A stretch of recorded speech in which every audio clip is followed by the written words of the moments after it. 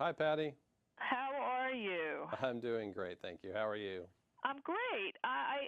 It's amazing to me that cars are so much safer with backup cameras, side proximity warnings, all those computer-assisted driving technology, airbags. Yet there are more fatalities. Yet there's more accidents on the road. Can you tell me about your poll and what are the most dangerous driving behaviors?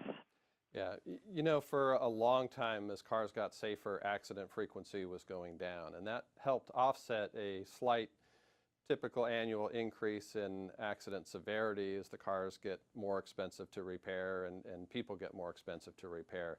But we've seen the last couple of years a very unusual increase in accident frequency, and in fact, we've seen the greatest increase in traffic deaths in 50 years, so thousands of additional deaths on the road. So PCI took a poll, and we found that 70% of Americans believe that there are fewer accidents because of safer cars. And in fact, as I say, the roads are getting significantly more dangerous, and we need people to be more careful out there. Well, it's just right. It's interesting how it's just the opposite of what people really think, because they trust that their cars are safer, which maybe they are. So what do we do about that? How do we reduce accidents? Well, it's interesting because our poll shows that Americans are in fact aware of some of the newest factors that are causing the increase in accidents, and that's particularly things like distracted driving and an increase in drug use while driving. But that said, people keep doing it, and poll after poll shows that Americans admit that they're using their, we call them the not-so-smartphones, while they're driving. And you take your eyes off the road for a few seconds, you're much more likely to get into an accident.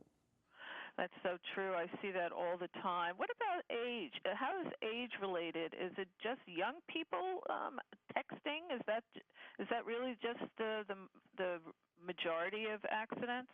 Certainly, we found that young people engage more frequently in distracted driving behavior, but it really goes across all ages. And we see particularly in states that have an increase in younger drivers, especially with the economy recovering, there are a few more jobs available. That increases not only the miles driven, but the number of young drivers who are more prone to get into accidents, but also some seniors. Reaction time gets a little slower as you get older, and when you look at an iPhone or do a text message and your reaction time is slower, you're going to be a lot more likely to get into an accident. Right. I'm sure also nighttime driving gets a little bit more hazardous too as you age. Yeah, nighttime driving, especially on the weekends, it gets much more dangerous. Even bicycling, greatest percentage of bicycling accidents happen in the evening. So people need to be careful out there. What are some of the other dangers of the road? Well, we've also seen when there's unusual weather, people need to be a lot more careful, particularly in areas that aren't used to it. So if you're in a southern, warmer climate and you get a big ice storm or a really bad rainstorm, people don't slow down to take that into account, and you get a lot more accidents in those cases. We're also seeing an increase in accidents in states that have legalized marijuana, whether it's recreational or medicinal. And so I think part of that is you think about the decades of education we've had on drinking and driving. We now need to do some of the same kind of public education on using drugs and driving and trying to get people to be more responsible. Isn't that interesting? What about the infrastructure, the condition of the roads? Is that playing a part? Yes, absolutely. We've found in areas that have bad road conditions, that's definitely creating an increase in the accident frequency. So it's important for our country to invest in having good infrastructure.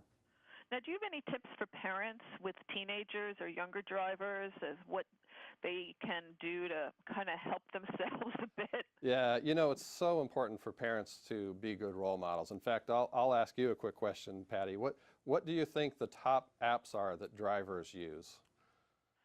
I would say Google Maps.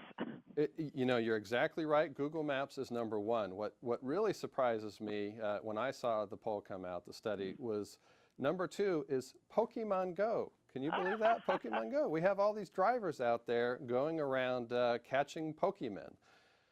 Number five is YouTube videos, and number seven is Netflix. We have people watching movies while they're driving.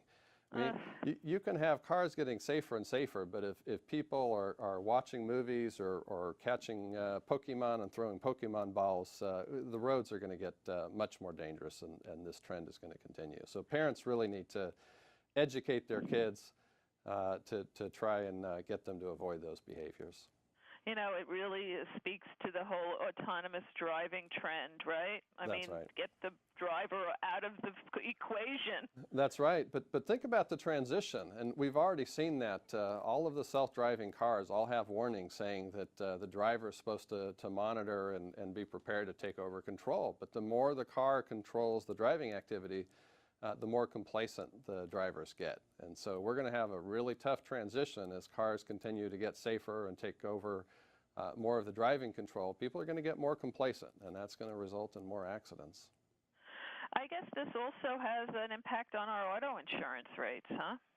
Well, that's right. You know, the loss costs have gone up by 10%, 11% for both personal and commercial auto over the last year. So that's a significant increase. And it's a combination of both higher accident frequency and also increasing severity. And that's basically as the cars have more and more sophisticated technology, they get more expensive to repair.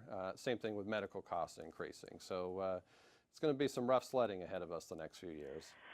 Wow, you've given us a lot of information. Where can we go to get some more tips and more information? We have a great website, pciaa.net. Again, pciaa.net, and we have a lot of great tips for parents and drivers. Well, thank you very much, Robert. You've given us a lot to think about today. My pleasure. Good talking to you.